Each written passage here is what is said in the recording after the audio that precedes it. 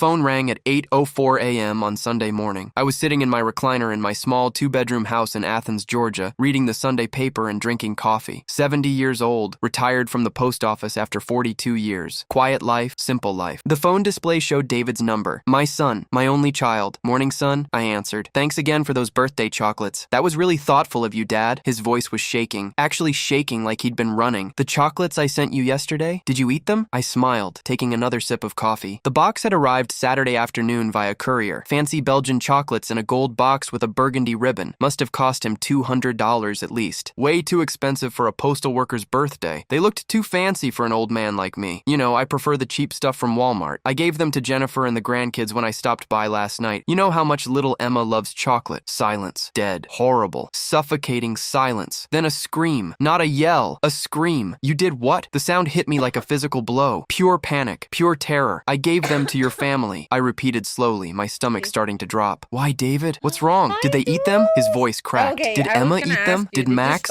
Oh God. Oh God, did they eat them? I don't know. I dropped the box off around 7 last night. Jennifer said she'd save them for after the kids finished dinner. David, what's he hung up? Just disconnected. No explanation. No goodbye. The dial tone buzzed in my ear. My hands started shaking. I set down my coffee cup. It rattled against the saucer. I'd raised this boy for 32 years. Changed his diapers when his mother left us when he was 3. Worked 2 jobs. The post office during the day. Stocking shelves at Kroger at night to put him through the University of Georgia. Watched him graduate. Walked him down the aisle when he married Jennifer 8 years ago. And something in that scream, something primal and desperate and terrified, told me everything I needed to know. Those chocolates weren't a gift. They were a weapon. I grabbed my car keys with shaking hands. Dropped them twice before I got them into the ignition of my 2012 Honda Civic. Drove to David's house on Pinewood Drive, 15-minute drive that I made in 8, running 2 red lights and a stop sign. Jennifer's white Toyota Camry was gone from the driveway. I called her cell. It rang 4 times. When she answered, she was crying. Bill, she sobbed. Bill, we're at Athens Regional Hospital. Emma and Max, they ate some of those chocolates you brought over. 3 pieces each before I realized something was wrong. Emma said they tasted weird, like metal, like pennies. The doctors are running tests. My blood turned to ice. Actually felt it freeze in my veins. What kind of tests? Poison. They think the chocolates were poisoned. The word didn't make sense. Couldn't make sense. Poison. Bill, I don't understand. Where did you get those chocolates? Who sent them? I couldn't speak. Couldn't form words. Because if I said it out loud, if I told her that her husband, the father of her children, had sent poisoned chocolates to his own father, it would become real. I'm coming, I finally managed. I'm on my way, Bill. Her voice broke completely. Where's David? He's not answering his phone. His office says he called in sick this morning. I need him here. The kids keep asking for their daddy. I'll find him, I said. Just take care of the kids. I'll find David. I hung up, sat in my car in David's empty driveway, stared at the house, the nice house in a good neighborhood, the house with the 2-car garage and the fenced backyard and the swing set I'd helped David install 3 years ago, the house he'd paid for with money I didn't know he had. I'm Bill Morrison, born 1953, raised in Athens, never made much money, never needed much, lived frugally, saved what I could. After 42 years at the post office, I had a decent pension, a paid-off house worth maybe $180,000, some savings, some stocks my brother had helped me buy, total estate value, about $420,000. Not rich, but comfortable, more than enough for an old man living alone. David was my only heir. He'd get everything when I died. We talked about it once, maybe 2 years ago, after I'd had a health scare, kidney stones, thought it might be cancer. The lawyer, Michael Chen, good man, practiced estate law in Athens for 28 years, had drawn up the papers while I was in the hospital. David had been there, sitting in the chair next to my bed, asking questions, looking at the documents. He'd seen the numbers, $420,000. I drove to Carol's house, my ex-wife. We'd been divorced 29 years, but she still lived in the same little house on Baxter Street, still hadn't remarried, still babied David like he was 12 instead of 32. Her car was in the driveway. So was David's black Nissan Altima. I didn't knock, just walked in. The door was unlocked. Always was. David was sitting at the kitchen table, head in his hands, still in his pajamas. Sunday morning, should have been at home with his family. He looked up when I walked in, saw me, went white as a sheet. We stared at each other for maybe 10 seconds. Why? I asked. He laughed. Actually laughed. High-pitched. Desperate. Because I need the money now, Dad. Not when you finally die of old age in another decade. The words hit like a hammer. Money? Your inheritance? $420,000. I saw the papers when you were in the hospital with those kidney stones. The lawyer left them on the table next to your bed. He stood up and I could see it now. The desperation in his eyes. The wildness. I'm drowning, Dad. I'm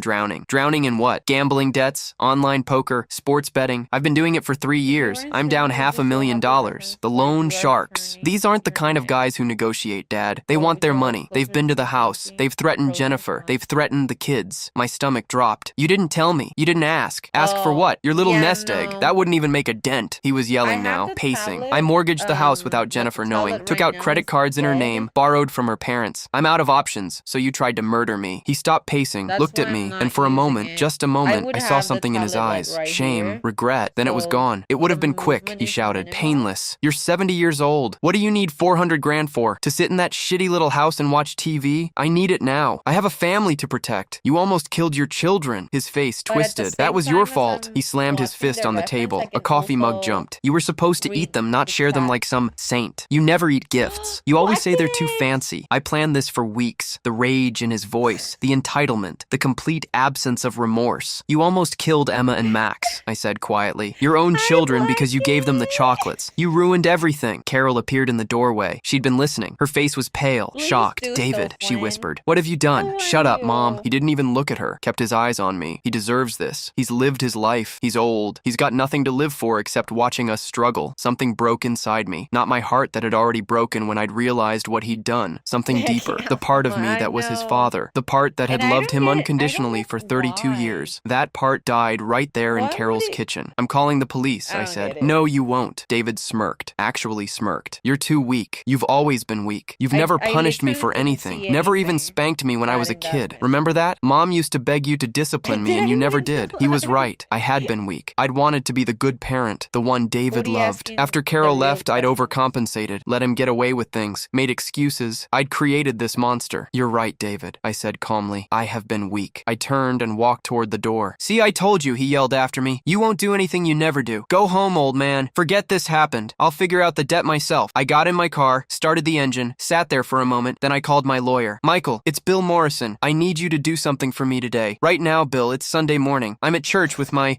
son tried to poison me. He sent me chocolates laced with arsenic for my birthday. I gave them to his children. They're in the hospital right now. Silence. Then I'm leaving church now. Where are you? I need to hire a private investigator. I need documentation, evidence, everything we can find. And Michael, my voice cracked. I need to change my will today. I'll make some calls. Meet me at my office in an hour. I drove to Athens Regional Hospital. Found Jennifer in the pediatric wing, 4th floor. She was sitting between two beds. Emma on the left, 8 years old. Dark hair like her mother. Max on the right, 6 years old. Blonde like David had been as a child. Both of them had IVs. Both looked pale, sick. Jennifer stood when she saw me, hugged me tight. She was shaking. What did the doctor say? I asked. They're running toxicology tests, blood work. They keep asking me where the chocolates came from. What brand? Whether I noticed anything unusual. She pulled back, looked at me. Bill, what's going on? Where's David? I couldn't tell her. Not yet. Not until I knew for sure. I don't know. I lied. First lie I'd told her in 8 years of knowing her. A doctor appeared. Young woman, maybe 35, white coat, stethoscope around her neck, name tag, Dr. Sarah Chen, pediatric emergency medicine, 8 years experience. Mr. Morrison, I'm Dr. Chen. I've been treating Emma and Max. What's wrong with them? She glanced at Jennifer, then at me. Can we speak privately? No, Jennifer said immediately. Whatever you have to say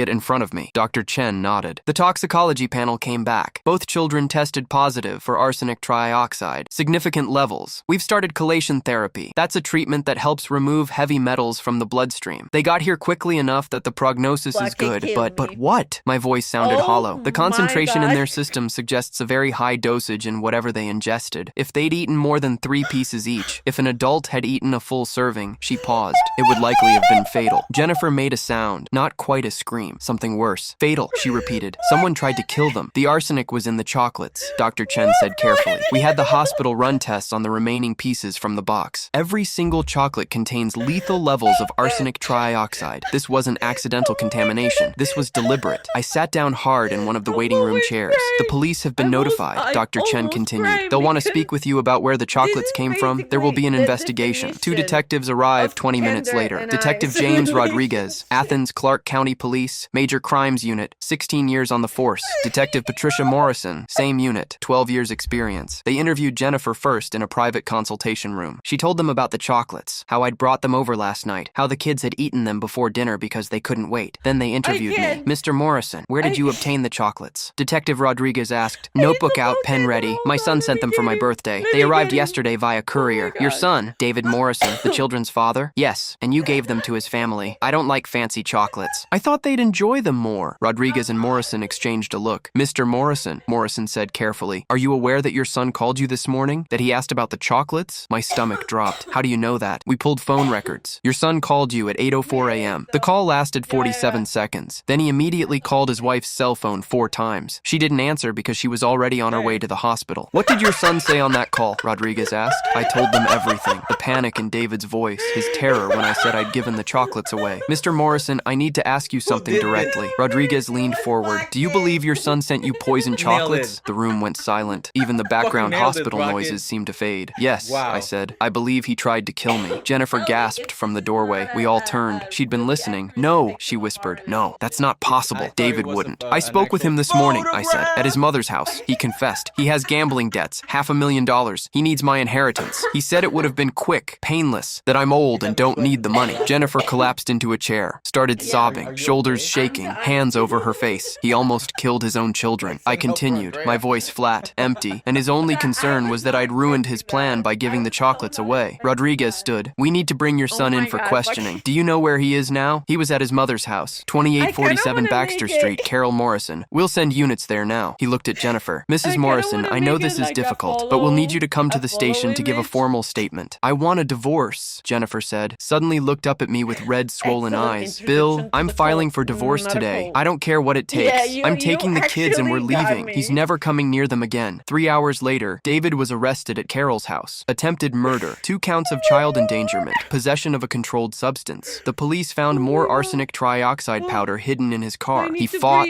screamed, claimed I was lying, that I was a senile old man making up stories. Then they played his phone call recording, the 8:04 a.m. call, the one where he'd panicked. They'd subpoenaed it from his cell carrier. His lawyer, court-appointed young guy fresh out of law school, told him to stop talking, but David couldn't help himself. In the interrogation room, I know because Rodriguez told me later, David kept insisting it was my fault, that I'd ruined everything by being generous, that I should have eaten the chocolates myself. He never once asked about his children. Michael Chen, my lawyer, worked fast. By Tuesday, we had a full report from the private investigator he'd hired, Patricia Walsh, former Atlanta PD detective, 23 years in law enforcement, now running her own PI firm. She'd found everything. Receipts from Artisan Chocolates of Atlanta, high-end chocolate shop in Buckhead. David had purchased a custom box 2 weeks ago, paid $340 in cash, text messages between David and someone named Rick, discussing solving the problem and making it look natural. Rick turned out to be Ricardo Martinez, known loan shark, currently under investigation by the FBI. Bank records showing David had mortgaged the house for $180,000 without Jennifer's knowledge. Forgery, she hadn't signed the documents. Credit cards opened in Jennifer's name, $47,000 in debt she didn't know about. Online gambling accounts showing losses of $523,000 over 3 years. He's been living a double life, Michael said, spreading the documents across his conference table. Secret accounts, secret debts, criminal associations, and when it all came crashing down, he decided you were the solution. He's my son, I said. The words felt empty. He stopped being your son when he put arsenic in chocolate and tried to kill you. The arraignment was Friday. David pleaded not guilty. His lawyer argued entrapment, coercion, mental incompetence. The prosecutor, Assistant DA Jennifer Walsh, no relation to the PI, 18 years prosecuting major crimes in Georgia, presented the evidence, the phone recordings, the chocolate receipt, the text messages, the arsenic powder in his car. The judge, Marcus Chen, Superior Court, 26 years on the bench, set bail at $500,000. David couldn't make it. Sat in Clark County Jail awaiting trial. Jennifer filed for divorce on Monday. Emergency custody of the children, restraining order, preventing David from any contact. She moved herself and the kids in with her parents in Watkinsville, changed her phone number, changed the locks, told the kids their daddy was sick and getting help. Emma asked me once, Papa Bill, is daddy going to jail? Yes, sweetheart. Because he hurt us. Because he made very bad choices. I don't want to see him anymore. You don't have to. 3 weeks after the poisoning, everything was ready. Michael had drawn up new estate documents. The private investigator had compiled a comprehensive report. The prosecutor had built her case.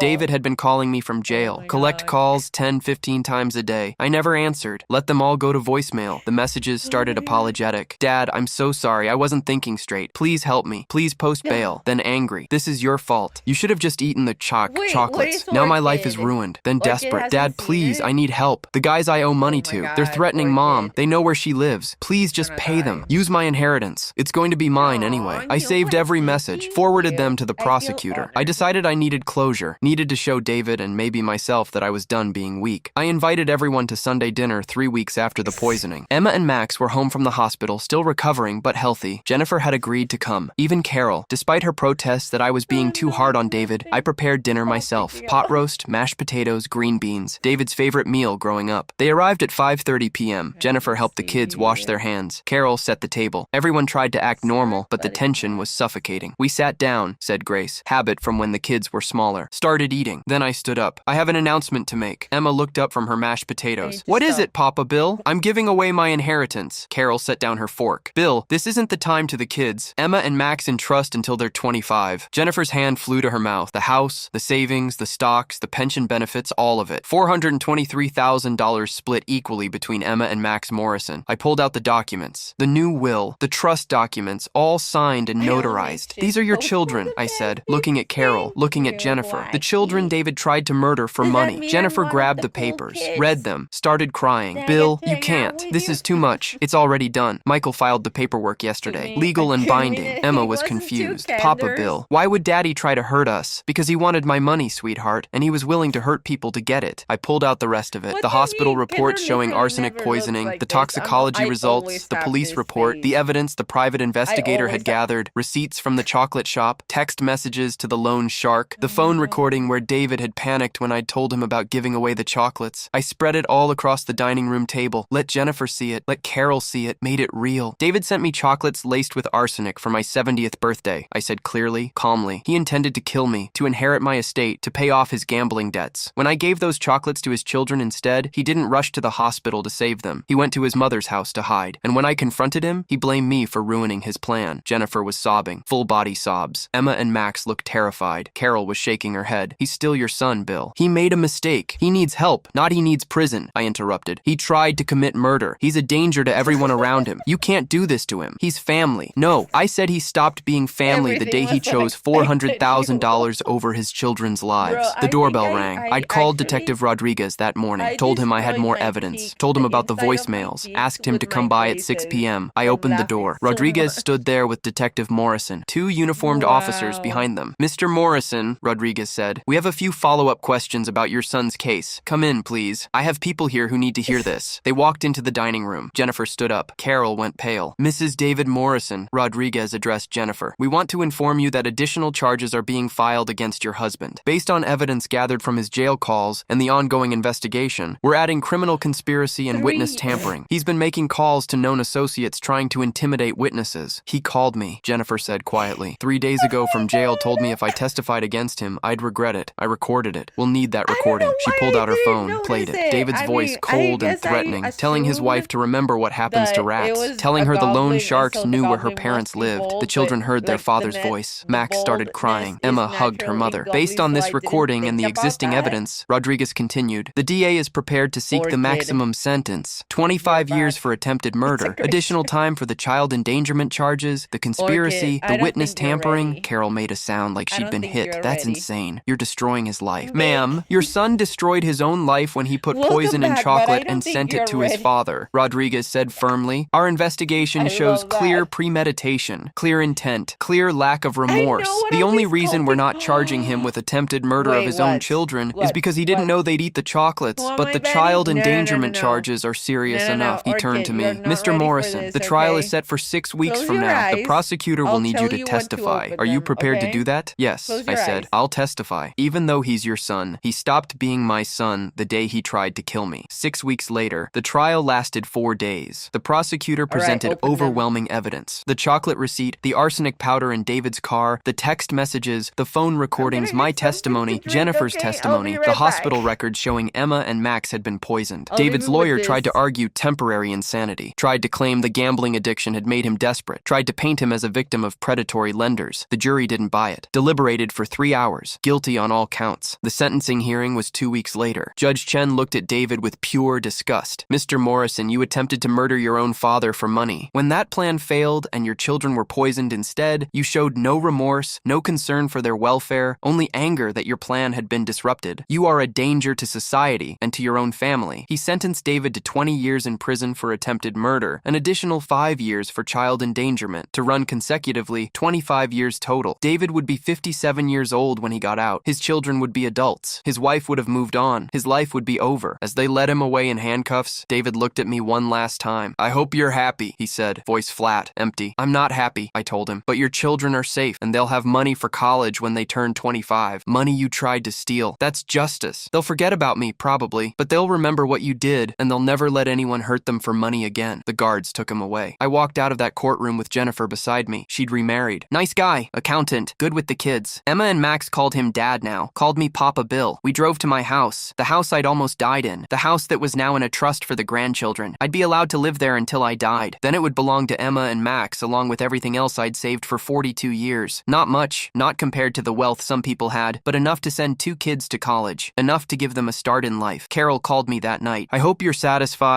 Your own son is going to prison. My son tried to kill me. Then he almost killed his children. He brought this on himself. You could have forgiven him, could have helped him. I helped him for 32 years, made excuses, enabled him. Look where that got us. He's still your blood. Blood doesn't mean anything when it's poisoned with arsenic and greed. I hung up, blocked her number. She'd chosen David over truth. Let her live with that choice. I'm writing this 2 years after the poisoning. Emma is 10 now. Max is 8. They're thriving. Therapy helped. Time helped. Distance from their father helped. They ask about him sometimes. Is Daddy still in prison? Yes. Will he ever come out in many years when you're much older? Will we have to see him? Only if you want to. We don't want to. Then you won't have to. David writes letters sometimes to Jennifer, to the kids, to me. Jennifer throws them away unopened. She got a restraining order that extends to written correspondence. The kids don't know he writes. Don't need to know. The money sits in trust, growing invested in index funds. By the time Emma turns 25, her half will be worth maybe $300,000. Enough to buy a house, start a business, live without debt. Max is half the same. They'll never have to struggle the way I struggled. Never have to work 2 jobs to make ends meet. Never have to choose between eating and saving. That's what David's greed bought them. Freedom. People ask me if I'm angry, if I hate my son. I don't. Hate requires caring. Anger requires connection. David severed that connection when he dissolved arsenic into Belgian chocolate and mailed it to me with a birthday card that said, "To the best dad in the world." He wanted $400,000 badly enough to kill for it. Instead, his children got every penny, and he got 25 years to think about what he'd lost. I call that justice. He said, I was too weak to punish him, too soft to stand up for myself, too pathetic to fight back. He was right about who I'd been, but he forgot that even weak men have limits. And when you cross them, when you poison your own father and accidentally poison your own children, weakness becomes something else, becomes strength, becomes justice, becomes a 70-year-old postal worker standing in a courtroom and watching his son go to prison. David wanted my inheritance so badly, he was willing to kill for it. Now his children have it all and he'll never touch a single dollar. The boy I raised died the day he chose money over his children's lives. I'm just glad I lived long enough to make sure everyone knew.